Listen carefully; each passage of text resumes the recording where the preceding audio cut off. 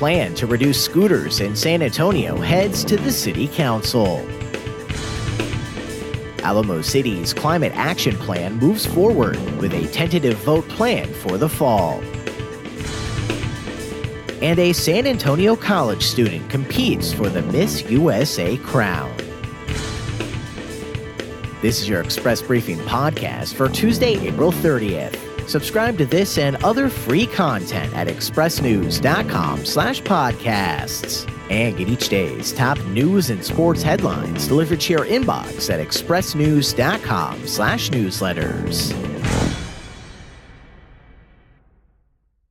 A City Hall recommendation to shrink the electric scooter industry's footprint in San Antonio will be sent to the full council for more discussion. The plan that would cut the number of permitted vehicles by 2/3 and the companies renting them to 3 got its first airing Monday before a city council panel that voted 2-1 for more discussion in 2 weeks. A sizable majority of council members have said they favor tighter controls on scooters, with more emphasis on safety and fighting sidewalk clutter, through a request for proposal process that would grant concessions to a select few companies and force them to play by city rules on everything from nighttime curfews to where they can park. Currently, 7 scooter companies can operate in Alamo City. Scooters first arrived in downtown San Antonio in June of last year, delighting many tourists and a largely under 40 crowd, while irritating others who saw them as urban litter and a danger to pedestrians and the riders themselves. There have been at least 8 scooter-related deaths nationwide, including 1 each in Austin and Dallas, and a number of personal injury lawsuits, plus 3 class action cases in California. And small towns from New Braunfels to Beverly Hills have even banned scooters entirely. While public input on San Antonio's climate action plan officially ended late last week, the city's chief sustainability officer, Doug Melnick, says his office will continue to engage with anyone who wants to comment on the proposal, even after the council votes on it in the fall.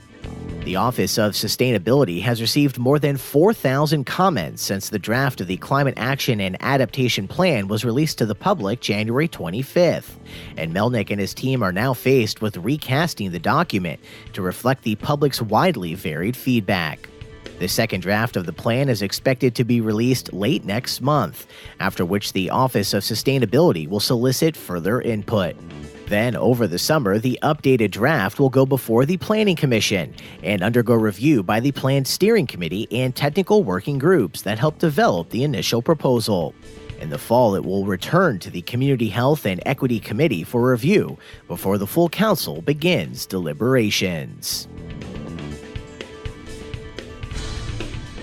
San Antonio's Alaya Benavides, the current Miss Texas USA, will vie for the crown at the 2019 Miss USA competition later this week. A sash-sporting veteran at 23, Benavides' wins include Miss Texas United States in 2006, as well as Miss San Antonio Teen USA 2013 and Miss San Antonio, Texas 2018. Benavides is majoring in English at the University of Texas at San Antonio with plans for a master's degree, and in high school was diagnosed with dyslexia, a condition she says gets worse when she's rushed or starts to panic. And for the most part, when it comes to schoolwork, she's just learned to take a deep breath and take it slow. You can see and hear more from Alaya Benavides as she competes for the title of Miss USA on Thursday at 7 p.m. on Fox. And Greg Popovich says he intends to coach again next season, but he just isn't sure where, as noted in joking comments Monday, where he name-dropped teams from the Italian League as well as San Antonio as possible locations where he'll end up. Popovich's future has been a topic of conversation since the Spurs were eliminated from the first round of the playoffs in Denver. And jokes aside, all indications are he will return for a 24th season with the Spurs. The head coach's contract expired after the second-seeded Nuggets eliminated the seventh-seeded Spurs with a 90-86 victory in Game 7 of the team's first-round series. Despite a first-round exit from the playoffs, Popovich won't be able to relax for long due to his duties as coach of Team USA, which will participate in the 2019 FIBA World Cup from August 31st through September 15th in China.